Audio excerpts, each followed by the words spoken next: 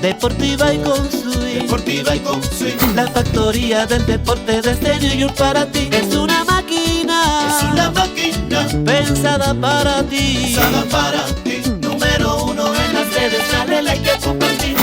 Con informaciones importantes siempre frescas. Y con entrevistas que te ponen de cabeza. Lo mejor del deporte lo encontrarás aquí.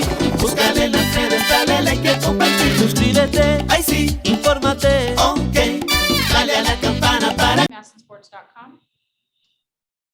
Alex, so when did you find out and what did you think? Just about an hour and a half before the game, really. And, you know, I mean, I've played the infield before, mainly just first base, but obviously being in the middle of the infield was something very new.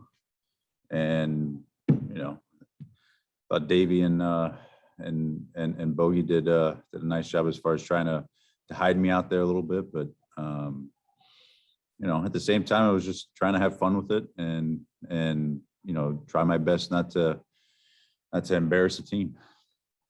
Do you like normally take grounders during BP, or like have you ever even done any kind of workouts in the middle of the infield? Well, there have been times in my career where I've played a lot of first. I don't know. I think I may have like 60 or 70 games at first, but in all honesty, I probably haven't taken ground balls in about 3 years.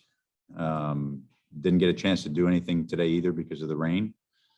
So it's just, you know, kind of going out there without any kind of work beforehand, but been playing the game long enough. Can certainly feel the ground ball if I can get to it. And but it was definitely interesting just from that vantage point, being behind second base most of the game, shortstop. So it was fun. Jesse Doherty, Washington Post. Yeah, I was gonna ask. You didn't get out in the field, but is there anything you can do like in the cage as far as like working on like short hops or anything, or do you really just go out pretty cold? No, yeah, it's I mean, you're not going to be able to replicate anything anywhere For close. the record, the line for It's not in Patrick the Corbin was 4. So, you know, really it's just, you know, going out there cold, really, like you said, and just trying to do my best to, you know, get to the ball, you know, catch it cleanly and make a throw and go from there.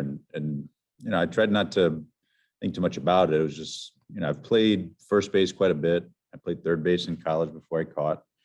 So I know how to feel the ground ball and make a throw to first. So, you know, it's just, you know, it's just making sure that I was focused and ready.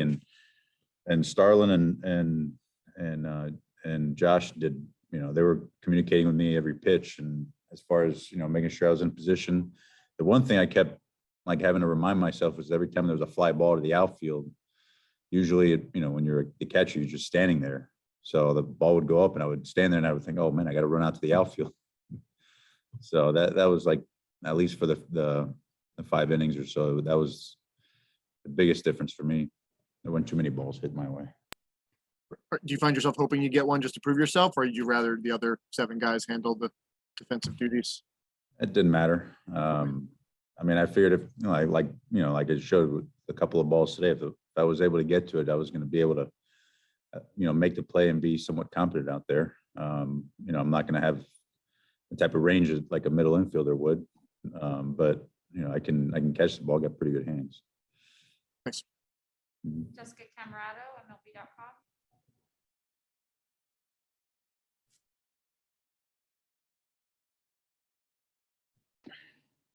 Yeah, no, it's because I'm hitting the wrong buttons.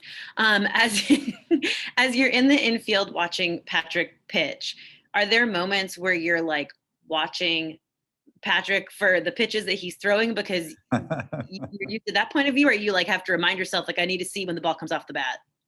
Yeah, no, I was purely focused on making sure I was ready, you know, for the ball coming off the bat. You know, making sure I was in a position since I was behind him most of the time.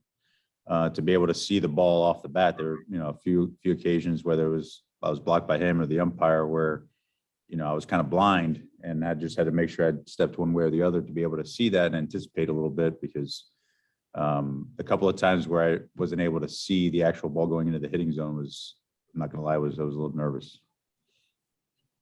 Want to read a super fun stat for you to get your reaction.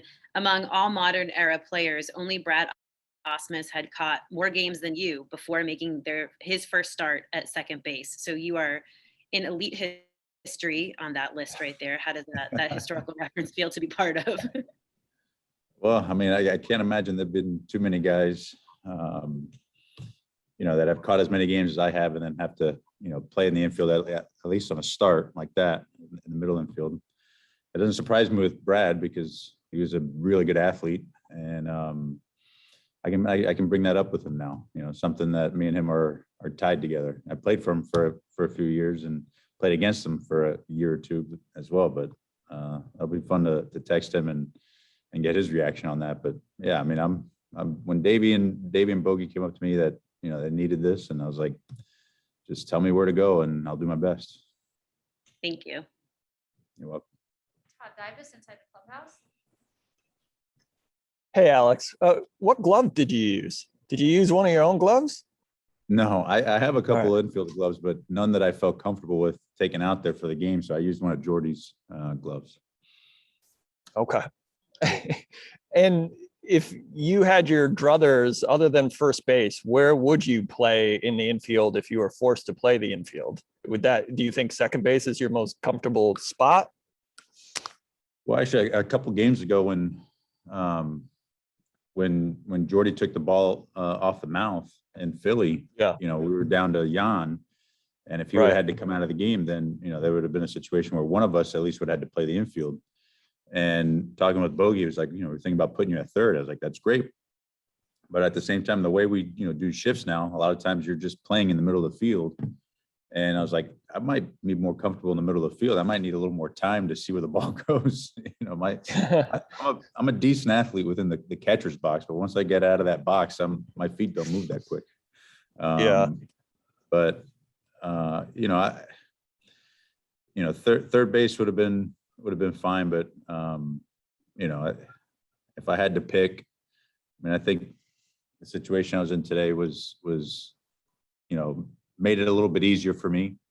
Kind of being there at, mainly with Corbin on the mound with the lefty and all the righties, most balls would be going to the left side of the infield. So, in that aspect, just, trying to avoid, as many plays as possible, with someone lacking in the experience that I was in the infield. So, but I did tell Bogus, like, I have played third. I have one game at third base in the big leagues back in 2011.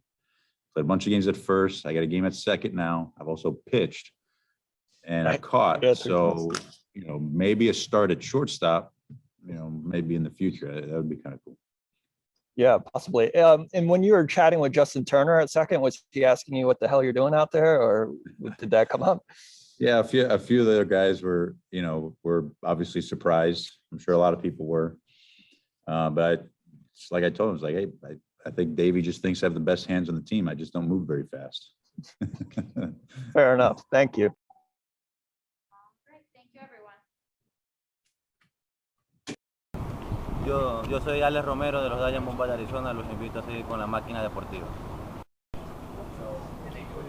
Un saludo a todos los televidentes de la máquina deportiva de parte de Alex Cora de los Mets de Nueva York. Anderson Hernández, un saludo para la máquina deportiva de parte del menor, de Borré. Mi nombre es Juan Carlos Gutiérrez de la Arizona Diamondbacks y lo invito a que sigan con la máquina deportiva. Hola, le habla la Encarnación de los Toronto Blue Jays. Un saludo para la máquina deportiva. Pero ríete bien. Estás con Nelson Figueroa, con la máquina deportiva. Ay, un Escobar aquí, un saludo para la máquina deportiva. Aquí le saluda a Pedro Feliciano. Un saludito para la máquina deportiva. Un saludo para toda la audiencia de la máquina deportiva, José Bautista de Toronto Blue Jays. Máquina deportiva. Mi gente, le habla David Ortiz de los Boston Red Sox. Un saludo a esa fanaticada que sigue la máquina deportiva como siempre. Para encima y que Dios lo bendiga. ¿Qué tal, amigos? Les habla Joan Santana. Un saludo bien grande para todos mis amigos de la máquina deportiva.